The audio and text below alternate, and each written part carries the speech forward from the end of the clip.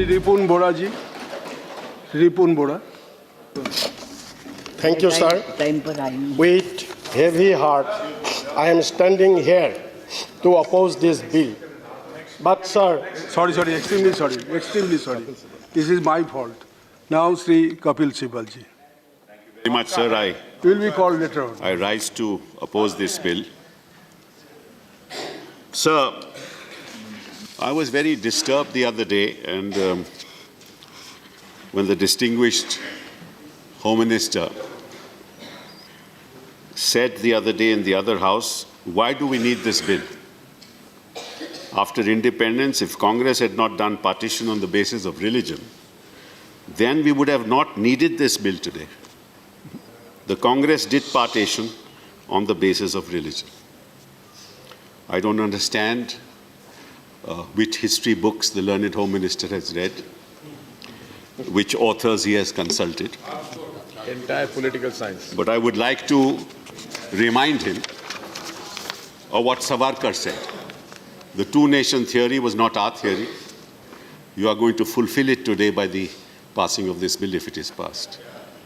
Savarkar said, and I quote, as it is there are two antagonist nations living side by side in India. That's not us. Several infantile politicians commit the serious mistake in supposing that India is already wedded into a harmonious nation, or that it could be welded thus for the mere wish to do so.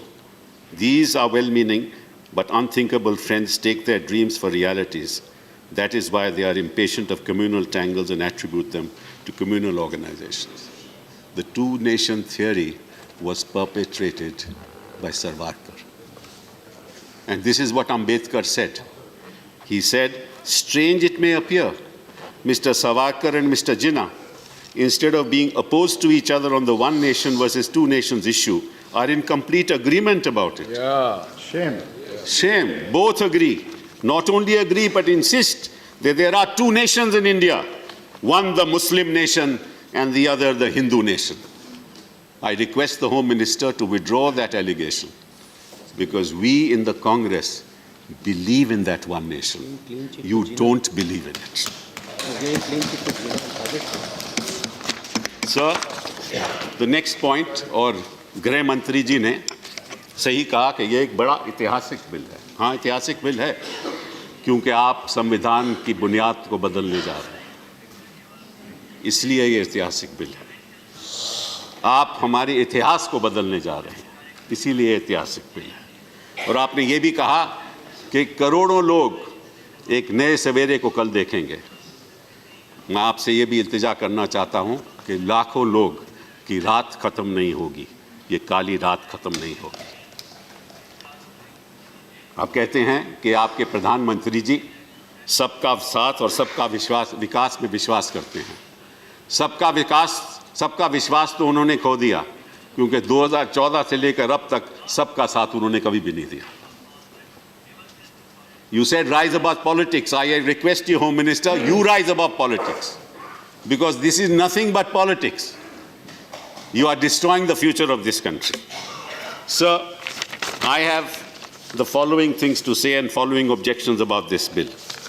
First, this bill gives legal color to the two-nation theory, which I have already stated. Two, religion cannot be a factor in the acquisition of citizenship that has been rejected by the Constitution of India.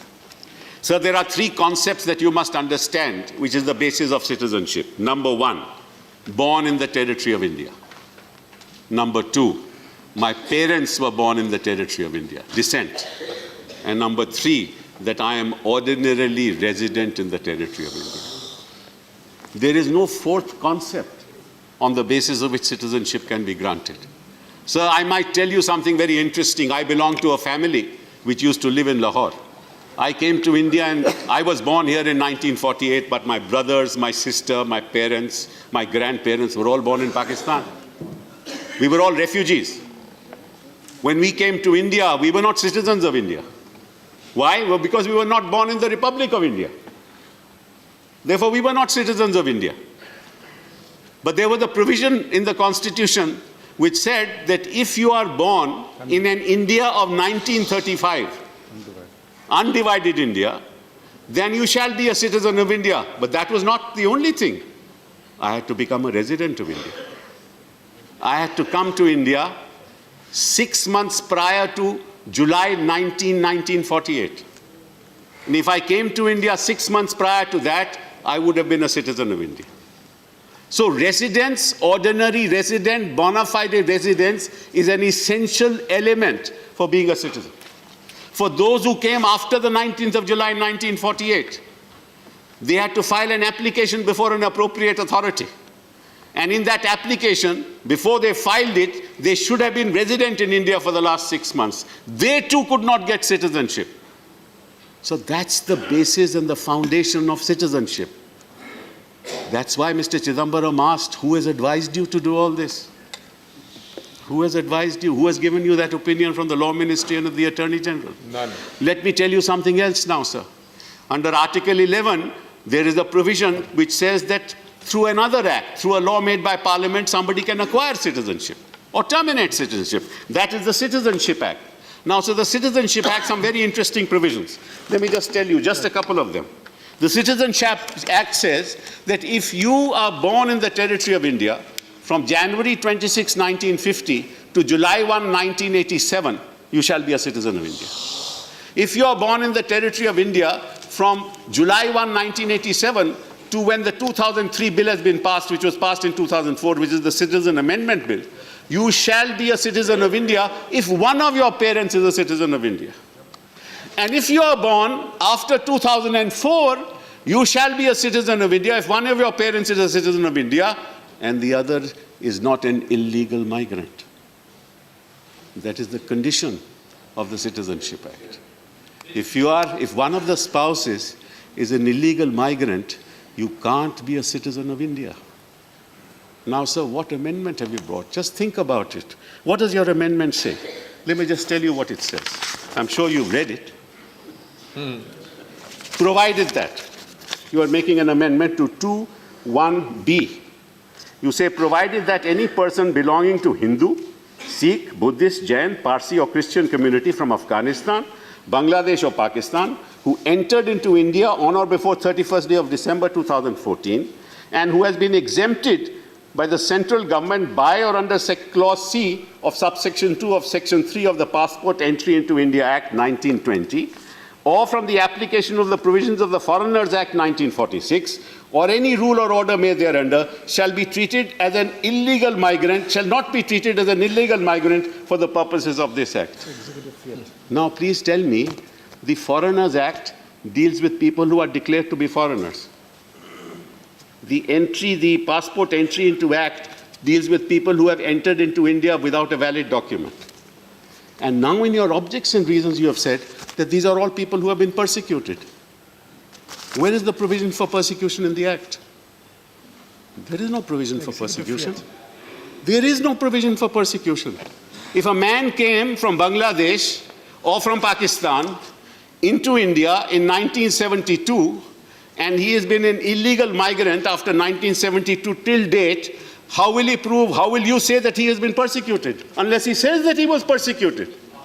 Amongst all the people who have come to India without any legal documentation, has anybody said that they have been persecuted? Do we have a law here which says that you apply and say that you are persecuted and you shall be granted citizenship? It's very interesting, Mr. Nadda in the course of his speech mentioned Dr. Manmohan Singh and what he said, but he didn't mention what Advaniji said. I wish he had. Because Dr. Manmohan Singh said, look, if people have been persecuted and they have come from our neighboring countries, you must give them citizenship. उनको नागरिकता मिलनी चाहिए. और अडवाणी जी ने क्या कहा? वो मैं आपको जवाब देता हूँ. उन्होंने कहा, there are various kinds of allegations made that you are making discrimination between this and that, which we do not propose to do. We always say that a person who has to flee because of religious persecution is a refugee, bona fide refugee. And he cannot be regarded on par with the illegal immigrant who may have come here for any reason, even for economic reasons. If he is an illegal immigrant, he is an illegal immigrant. This is what Advani said. Now, if these people are illegal immigrants, on what basis you say that they have been persecuted? Has anybody said that they have been persecuted? There are also other illegal immigrants, I won't name the religion they belong to, who have also come, who are also illegal immigrants. So how do you discriminate between one illegal immigrant and another illegal immigrant? And how do you say, आप कैसे कह सकते हो कि ये लोग तो persecute हुए थे, आपको कैसे मालूम कि वो persecute हुए थे?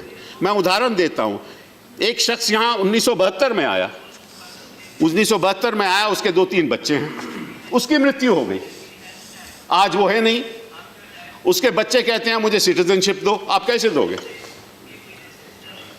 जिसकी मृत्यु हो गई वो तो कह नहीं सकता कि भाई वो प्रोसिक्यूट हुआ था, उसने कभी पहले कहा है भी नहीं, तो बच्चों को सिटीजनशिप कहां से मिलेगी? किस आधार पे दोगे आप? वो मापदंड क्या है? किसी ने कोई कहीं गया है, बोला है, इन जो लाखों लोग हैं जिनकी आप बात करते हो, 19 लाख, चलिए 19 लाख की बात करते हैं, उनमें कितने हिंदू हैं? 5 लाख है, 6 लाख है, 10 लाख है, 12 लाख, उसके बारे में बात नहीं करूंगा मैं, लेकिन किस ऐसे हिंदू ने कहा है कि मैं परसिक्यूट हुआ था?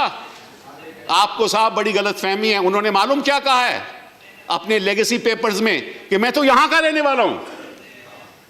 उन्होंने सब डिक्लेरेशन दी है कि मैं तो यहां का रहने वाला हूं।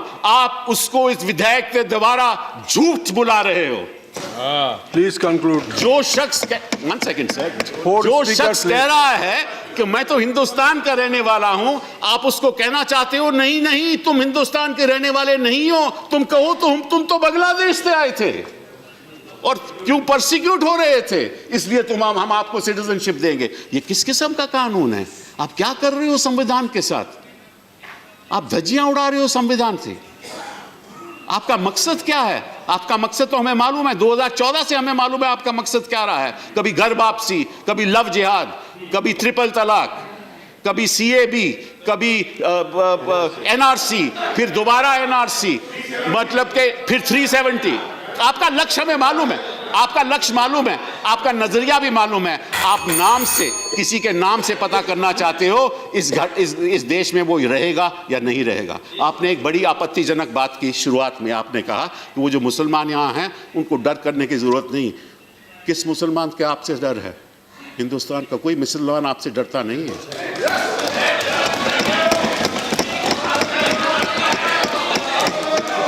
ना मैं डरता हूं, ना मैं डरता हूं, जहां इस देश के नागरिक डरते हैं, ना कोई मुसलमान डरता है। डरते हैं तो हम संविधान से डरते हैं, जिसकी आप धज्जियां उड़ा रहे हैं।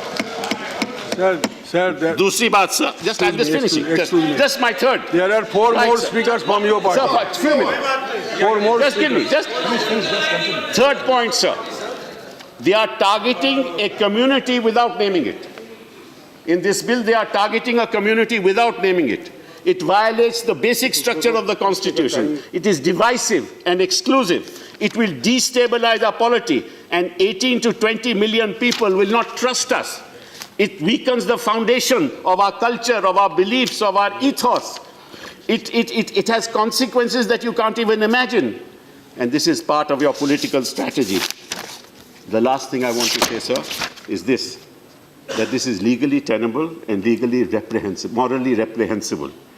Those who have no idea of India cannot protect the idea of India. Don't convert this Indian Republic into a Jurassic Republic where there are 2 dinosaurs. Thank you. Thank you.